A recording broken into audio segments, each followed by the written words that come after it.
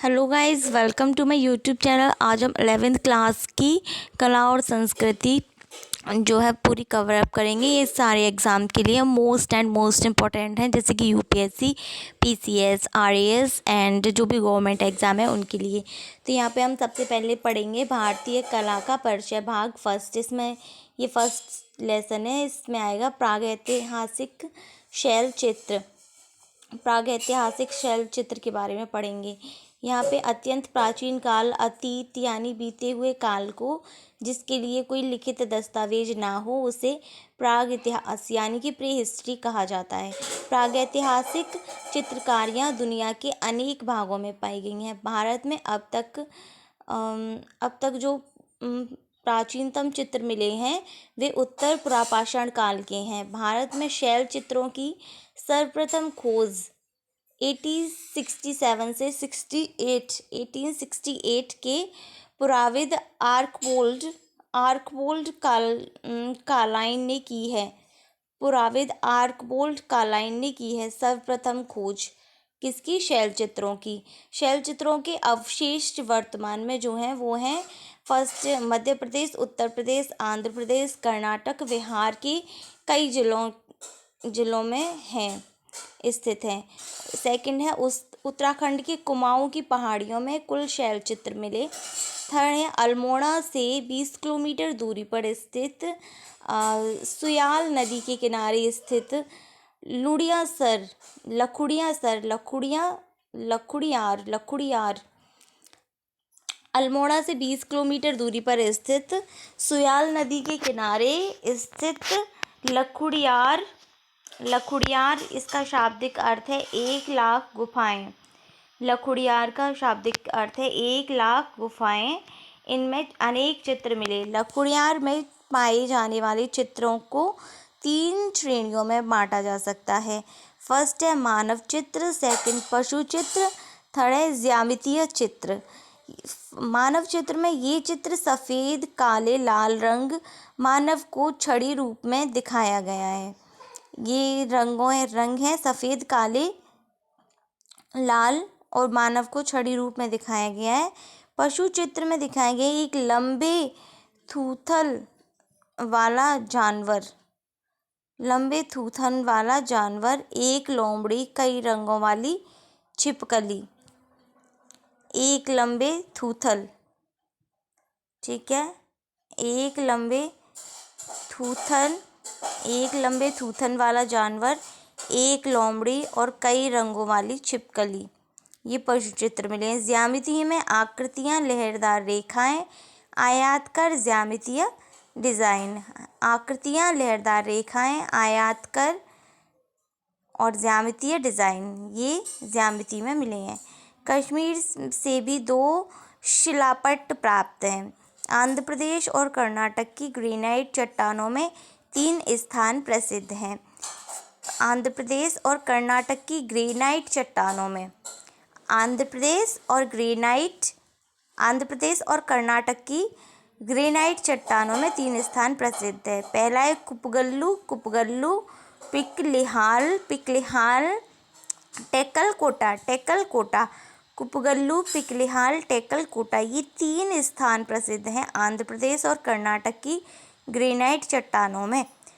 3 तरह के चित्र प्राप्त होते हैं सफ़ेद, लाल और सफ़ेद पृष्ठभूमि के चित्र प्राप्त होते हैं यहाँ से।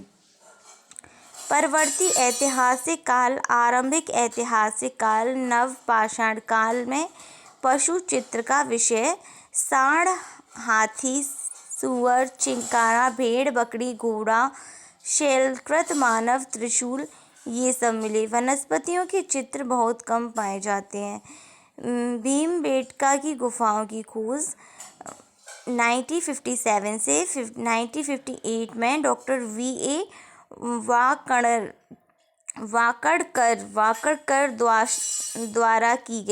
वाकड़कर द्वारा की गई। किसकी? भीमबेटका की गुफाओं की खोज 1957 से 1958 में। पाए गए चित्रों का विषय शिकार, नृत्य, संगीत, हाथी घोड़ों की सवारी, जानवरों की लड़ाई, शहद इकट्ठा करना, शरीर की साज सज्जा, ये चित्र वहाँ पे मिले।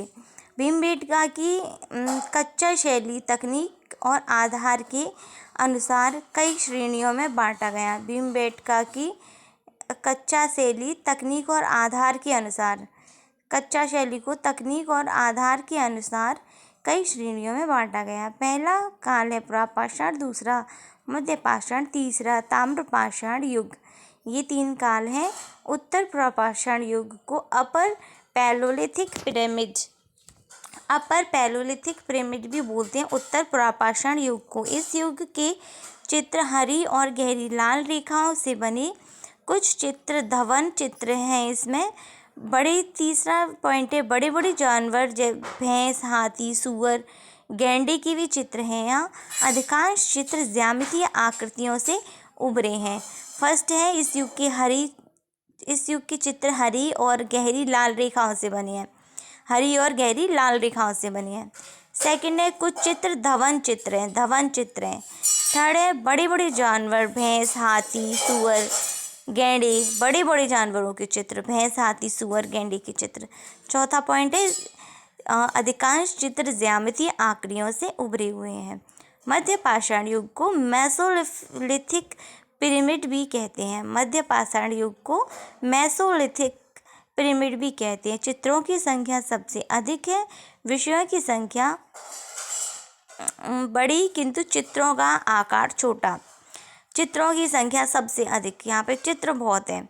विषयों की संख्या जो है वो बड़ी है, विषय कई सारे हैं, विषयों की संख्या बड़ी है किंतु चित्रों का आकार छोटा है। चित्र कैसे? छोटे छोटे चित्र है। फर्स्ट पॉइंट मध्य में।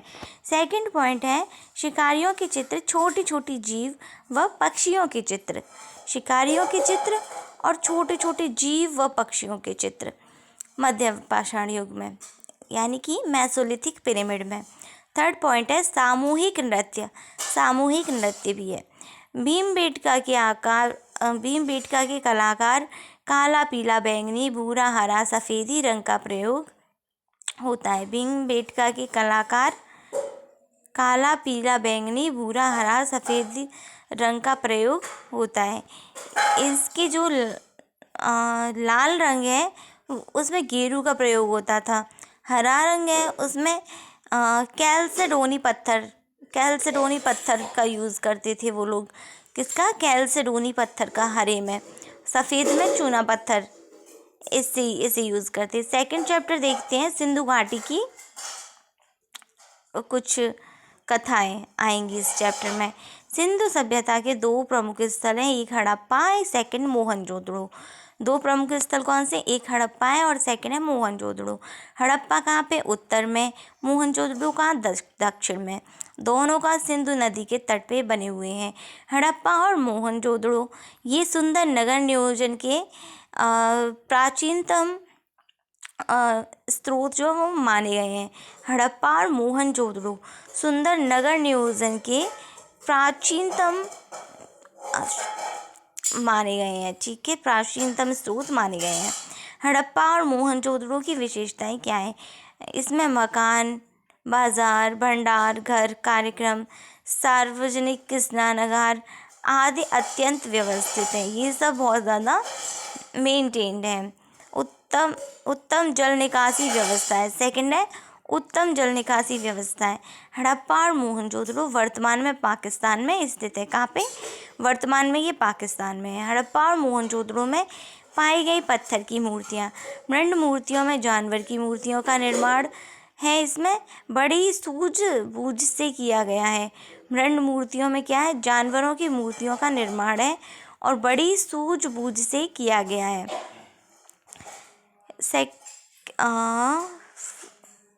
फर्स्ट है संख्या की दृष्टि से अधिक नदी, कला की दृष्टि से उच्च कोटि की है। संख्या की दृष्टि से वहाँ पे अधिक नदी,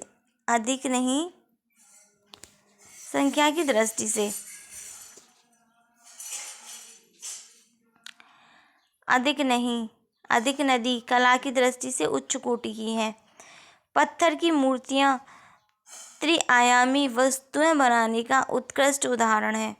पत्थरों की मूर्तियाँ त्रिआयामी है जो कि वस्तुएं बनाने का उत्कृष्ट उदाहरण है। पत्थर की मूर्तियों में विशेषता है कि वह सेलखड़ी की बनी है। पत्थर की मूर्तियाँ किसकी बनी है? सेलखड़ी की। मूर्तियों के निर्माण में कल्पना शक्ति मौजूद थी। मूर्तियों के निर्माण में कल्पना शक्ति मौजूद थी। कांसे की ढलाई, हड़प्पा लोग इस काम में प्रवीण थे। कांसे की ढलाई में प्रवीण थे। सेकंड पॉइंट है, मानव मूर्तियों का सर्वोत्तम नमूना है कांस्य प्रतिमाएं। मानव मूर्तियों का सर्वोत्तम नमूना है, सबसे पहला नमूना है कांस्य प्रतिमाएं। जानवरों की मूर्तियों में सर्वाधिक उल्लेखनीय है भैंस और बकरी की मूर्तियाँ। जानवरों की मूर्तियों भैंस और बकरी की सर्वप्रथम मूर्तियाँ हैं।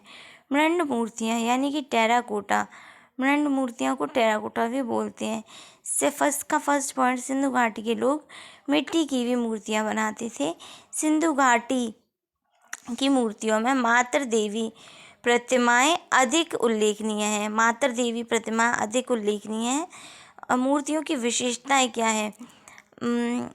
मूर्तियों की विशेषताएं इसमें देखते हैं। बाल गुथे हुए यानी कि कुंडलित हैं, एकदम सीधे खड़े हुए, टांगें थोड़ी चौड़ी हैं, एकदम सीधे खड़े हुए, टांगें थोड़ी चौड़ी हैं। भुजाएं शरीर के समानांतर नीचे की ओर लटकी हुई हैं। भुजाएं जो है शरीर के समानांतर नीचे की ओर लटकी हुई हैं। यहाँ पे मुद्राएं और मोहरें भी देखते हैं। यहाँ पे हजारों की संख्या में प्राप्त जो आमतौर पर सेलखड़ी और कभी कभी गोमेद या फिर तामीर से बनी हुई है। गोमेद या तामीर से बनी हुई है। इन आकृतियों में प्रदर्शित विभिन्न स्वाभाविक मनोभावों का उल्लेख है। उसकी जो मोहरें और मुद्राएं हैं उनमें विभिन्न स्वाभाविक मनोभाव का उल्लेख है। उनकी आकृतियों में प्रदर्शित विभिन्न स्वाभाविक मनोभाव का उल्लेख है। ये मुद्राएं बाजूबंद के तौर पर पहनी जाती थी। मुद्राएं बाजूबंद के तौर पर पहनी जाती थी। ये मुद्राएं, इनका निर्माण वाणिज्यिक था। कुछ मुद्राएं हाथी दांत की भी पाई गई हैं। मुद्राएं अधिकतर जानवरों वाली होती थी। मुद्राएं अधिकतर जानवरों वाली होती थी। मुद्राओं पर अंकित अभिलेख अलग अलग किस्म के होते थे। मुद्राओं पर अंकित अभिलेख जो है वो अलग अलग किस्म के होते थे। मृदभांड की विशेषताएं, ये बर्तन अधिक सादे होते थे। मृदभांड, ये बर्तन जो हैं लाल मिट्टी के बने होते थे। बर्तनों पर अधिकतर सुंदर या स्लेटी लगी होती थी। सुंदर या स्लेटी लगी होती थी। छोटे छोटे कलश जिन पर लाल, काले, हरे और कभी कभार सफ़ेद ज्यामितीय आकृतियाँ बनी होती थी। छोटे छोटे पात्र को अधिकतर आधे इंच से भी कम ऊंचाई वाले हैं। छोटे छोटे पात्र जो हैं वो आधे इंच और उससे भी कम ऊंचाई वाले हैं। सभी बर्तनों में सुंदर मोड़ पाए गए हैं। ये मृदभांड की विशेषता है। आभूषण की विशेषताएं इसमें, हड़प्पा सभ्यता में पुरुष स्त्रियां सभी अपने आप को आभूषण से सजाते थे। गहने बहुमूल्य धातुओं से बने होते थे। सुंदर गहने, कान के बूंदे, सोने के कुंडल, तांबे के कड़े, मन के शीर्ष आभूषण, लटकन, बटनें आदि शामिल थी। मनकों का उद्योग काफ़ी विकसित था। गरीब अमीर लोग सभी आभूषण पहनते थे। सिंधु घाटी के लोग साज श्रृंगार, आभूषण और फैशन के प्रति भी जागरूक थे। सिंधु घाटी के लोगों का पहनावा जो फर्स्ट है, पुरुष स्त्रियां धोती और शॉल जैसे दो अलग अलग कपड़े पहनते थे। शॉल बाएं कंधे के नीचे से ले जाकर दूसरे कंधे के ऊपर जोड़ी जाती थी। पुरुष दाढ़ी मूछ रखते थे। स्त्रियां सुंदर दिखने के लिए सिंदूर, काजल, लाली का प्रयोग करती थीं। स्त्रियां चेहरे पर लेप भी लगाती थीं। सिंधु सभ्यता में पत्थरों की मूर्तियों में विशेष तथ्य, पत्थर की मूर्तियों में वो पुरुष प्रतिमाएं बहुचर्चित हैं। फर्स्ट है, एक पुरुष धड़ है जो लाल चूना पत्थर का बना है। दूसरी प्रतिमाएं दाढ़ी वाले पुरुष की आवच मूर्ति है जो सेलखड़ी से बनी है। सेकंड है, पत्थर की मूर्तियों में दाढ़ी वाले पुरुष की सौल त्रिफुलिया नमूने से सजी है। आंखें कुछ लंबी और आधी बंद दिखाई गई हैं, मानो यह ध्यान विस्थित हो। नाक सुंदर बनी हुई है, होंठ आगे की ओर निकले हुए हैं, जिसके बीच की रेखा गहरी है। कान सीप जैसे, दाढ़ी मूछ और गलमुच्छे चेहरे पर उभरी हुई है दिखाई पड़ती है। दाहिनी भुजा पर एक बाजूबंद है और गर्दन के चारों ओर एक छोटे छोटे छेद बने हैं, जिसे लगता है कि वह हार पहने हुए है। लेसन 3 में देखेंगे मौर्यकालीन कथा। ठीक है, मौर्यकालीन कथा 16वीं शताब्दी में गंगा की घाटी में बौद्ध और जैन धर्म के रूप में नए धार्मिक और सामाजिक आंदोलन की शुरुआत हुई। फर्स्ट पॉइंट, सनातन धर्म की वर्ण एवं जारी व्यवस्था का विरोध करते थे। वे किसी एक पूजा तक सीमित नहीं थे। उस समय यक्षों और मातृ देवियों की पूजा भी काफ़ी प्रचलित थी। बौद्ध धर्म सबसे अधिक सामाजिक और धार्मिक आंदोलन के रूप में लोकप्रिय हो गया। 5वां पॉइंट, यक्ष पूजा बौद्ध धर्म के आगमन से पहले और उसके बाद भी काफ़ी लोकप्रिय रही, लेकिन आगे चलकर बौद्ध और जैन धर्म में विलीन हो गई। 6 पॉइंट, मौर्य सम्राट में अशोक सबसे अधिक शक्तिशाली राजा हुआ, जिसने ईसा पूर्व 3री शताब्दी में बौद्धों की श्रमण परंपरा को संरक्षण दिया। खंबे, मूर्तियाँ और शैलकृत वास्तुकला यहाँ पे। फर्स्ट है, मठ के संबंध में स्तूप और विहार का निर्माण इस श्रमण परंपरा का फर्स्ट अंग हो गया। मौर्य कालीन स्तंभ चट्टानों से कटे हुए एक विशाल पत्थर से बने हुए हैं। स्तंभ हैं जिसमें उत्कीर्णता कलाकार का कौशल स्पष्ट दिखाई देता है। मौर्यकालीन स्तंभों की चोटियों पर सांड, शेर, हाथी जैसे जानवर की आकृति उकेरी गई है। सारनाथ में पाया गया मौर्यकालीन स्तंभ शीर्ष, जो सिंह शीर्ष के नाम से प्रसिद्ध है, मौर्यकालीन मूर्ति परंपरा का उत्कृष्ट उदाहरण है। ईसा पूर्व 3री शताब्दी में यक्ष, यक्षिणियों और पशुओं की विशाल मूर्तियां बनाई गईं। 6 पॉइंट है, ये विशाल प्रतिमाओं की विशेषता है कि ये पॉलिश की हुई है। इनकी सतह पॉलिश की हुई है, जिससे कि वे चिकनी है। पहनाव विदिशा, मथुरा जैसा अनेक स्थलों पर यक्षों तथा यक्षिणियों की बड़ी बड़ी मूर्तियां पाई गईं। पटना, विदिशा, मथुरा जैसे अनेक स्थलों पर यक्षों तथा यक्षिणियों की बड़ी बड़ी मूर्तियां पाई गईं।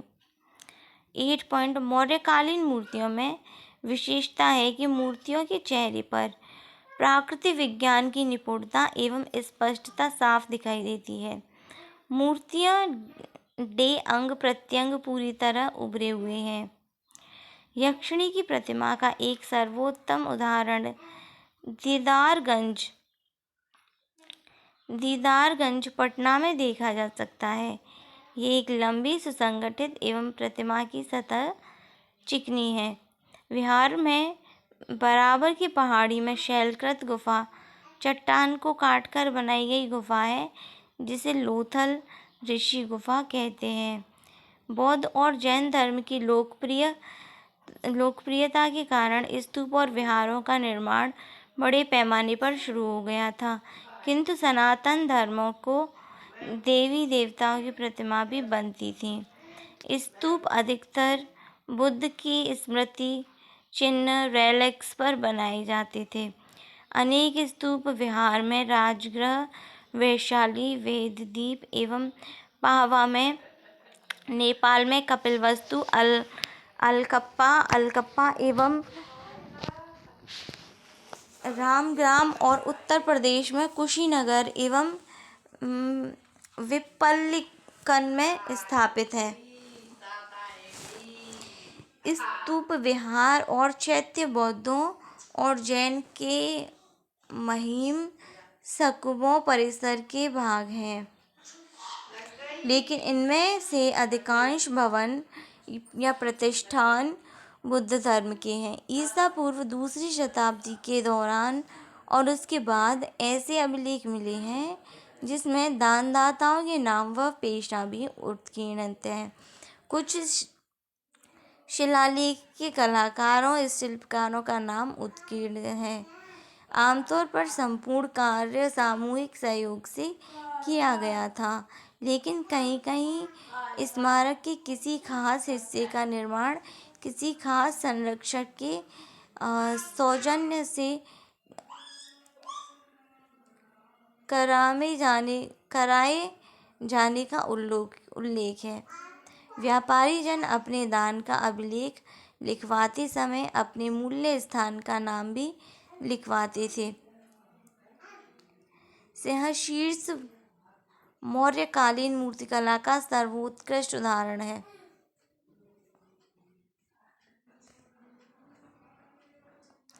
मौर्यकालीन सिंहशीर्ष की विशेषताएं। यह भगवान बुद्ध द्वारा धम्म चक्र प्रवर्तन यानी प्रथम उपदेश देने की ऐतिहासिक घटना की स्मृति में सम्राट अशोक द्वारा बनवाया गया था। इस सिंहशीर्ष के मूलतः 5 अवयव भाग थे। पहला स्तंभ, जो अब कई भागों में टूट चुका है। एक कमल घंटिका आधार।